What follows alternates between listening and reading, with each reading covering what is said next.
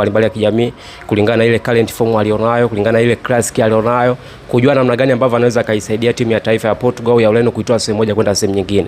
Nafikiri utakuwa ni msimu wake wa mwisho kuweza kustaafu ndani ya timu ya taifa ya Portugal au Ureno.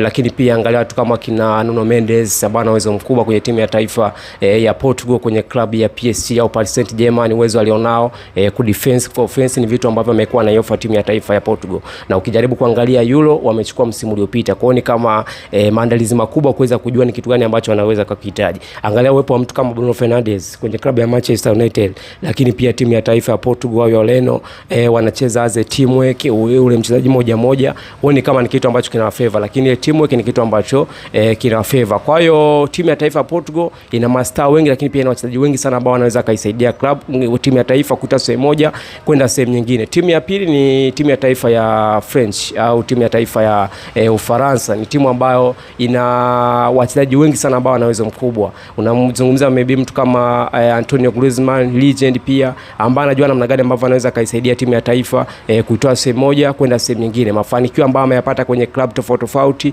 maybe pia kwenye timu ya taifa. Angalia upo mtu kama Olivier Giroud, mchezaji wa zamani wa Arsenal the Gunners, lakini pia kwenye timu ya taifa ya Ufaransa anaweza kaisaidia timu ya taifa kutoa sehemu moja kwenda sehemu nyingine. Unamzungumza mtu kama Mbappe pia, ambaye alishawahi kupita kwenye club kama ya Monaco, PSG au Paris Saint-Germain, Real Madrid kwa sasa hivi, lakini pia timu ya taifa ya Ufaransa. Angalia upo mtu kama Ousmane Dembele, msimu uliopita ile tunasema Ballon d'Or alichukua, lakini msimu pia kuna ile current form ambayo anaionesha kwenye klabu ya Paris Saint-Germain, lakini pia kwenye timu ya taifa ya Ufaransa. Kwa hiyo ni timu ambayo ina mastaa wengi sana, siwezi kuzungumzia yote kulingana na ule ubora ambao wamekuwa nao. Timu nyingine ya taifa ambayo inapewa chapo kubwa inaweza kachukua maybe kombe la dunia msimu, bado uweze kuwasahau Brazil, kwa sababu ni timu ambayo ina mastaa wengi sana.